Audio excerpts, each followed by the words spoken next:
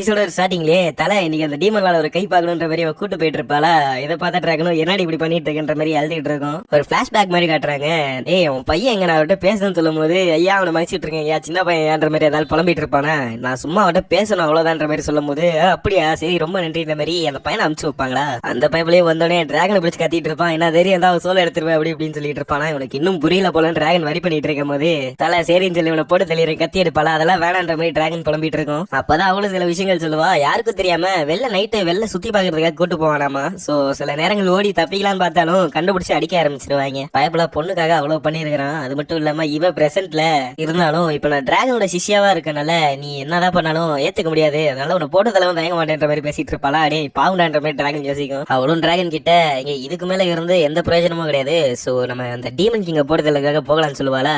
ரைகோ இங்க பாரு நான் வேணா இன்னைக்கு அந்த டிராகன் உன்னை காப்பாத்தாம இருக்கலாம். ஆனா கண்டிப்பா ஒரு நாள் நான் காப்பாத்தவே நான் பேசும்போது டேய் நான் ஒன்னும் இளவரசியில தூக்கிட்டு போலன்ற மாதிரி டிராகன் யோசிச்சுட்டு இருக்குமா. என்ன இங்கே விட்டு போக போறியா ரைகோன்ற மாதிரி அவன் கேட்டுட்டு இருப்பான். அவளும் டிராகன் கிட்ட வேணா திங்ஸ் எல்லாம் நான் எடுத்துக்க போறேன்னு சொல்லும் போது அடிப்பாகின்ற மாதிரி தான் அதை யோசிக்குமா. சூட்டெல்லாம் போட்டு வந்து நிக்கும் போது இவளுக்கு அதாவது பிடிச்சிருக்கே எனக்கு அதே சந்தோஷம் நல்ல டிராகன் விட மாட்டேன்னு யோசிக்கும் போது டேய் இங்க நான் தான் விக்டிம்ன்ற மாதிரி யோசிச்சுட்டு இருக்குமா. டேய் இங்க பாரு நான் வந்து இந்த டீமன் லாட போட்டதில்லைன்ற போது இந்த உலகத்துல யாருமே நிம்மதியா இருக்க மாட்டாங்க. சோ என்ன மன்னிச்சிருந்தா அவளும் சொல்லுவாளா. டிராகன் கிட்ட பௌர்ணமி அன்னைக்கு தானே உங்களுக்கு நிறைய பவர் இருக்கும். சோ நீங்க பறந்து போங்கன்னு சொல்லும் போது என்னால பறக்கலாம் முடியாதுன்னு சொல்லும் போது ஷேடோ விங்ஸ் சொல்லி அவளோட பவரை யூஸ் பண்ணி பறக்க வச்சிருவா. அப்படியே அடுத்த சீன்ல இவளை எப்படியாவது கழட்டி விடணும்னு யோசிச்சிருக்காங்கன்னு ரைகோ என்னை பாரு நான் கிட்டத்தட்ட 5000 வருஷமா வெளில வராம இருந்திருக்கிறேன். சோ இந்த உலகம் எப்படி மாறி இருக்குன்னு தெரியல. அது மட்டும் இல்லாம நான் அதெல்லாம் தெரிஞ்சுக்க வேண்டியது இருக்கு. சோ இப்போதைக்கு வேற ஏதாவது ஒரு டவுன் தெரிஞ்சுன்ற போது நம்ம அங்க தங்கிக்கலாம் சொல்லுமா.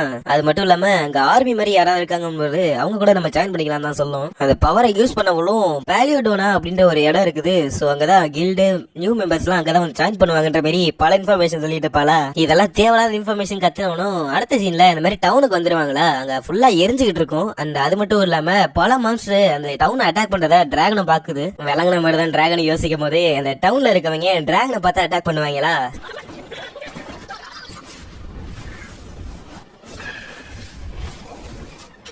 நம்ம டிராகனை பார்த்தவங்களும் இது அந்த டீமன் லார்ட் கீழ வேலை பார்த்த அந்த டிராகன் தானே இது பேரு அப்படின்னு சொல்லி அவங்களும் ஷாக் ஆயிட்டு இருக்கும் போது நீங்க என்ன தைரியம் தான் டிராகனே அட்டாக் பண்ணிருப்பீங்க. அவரோட நோக்கமே உங்களை அட்டாக் பண்ணக்கூடாதான். ஆனா நீங்க அப்படி பண்றீங்கன்ற மாதிரி அவ கோப்பட்டு இருக்கும் போது ஏய் உனக்கு தாண்டி தேங்க்ஸ் சொல்லுன்ற மாதிரி டிராகன் யோசிச்சுட்டு இருக்குமா.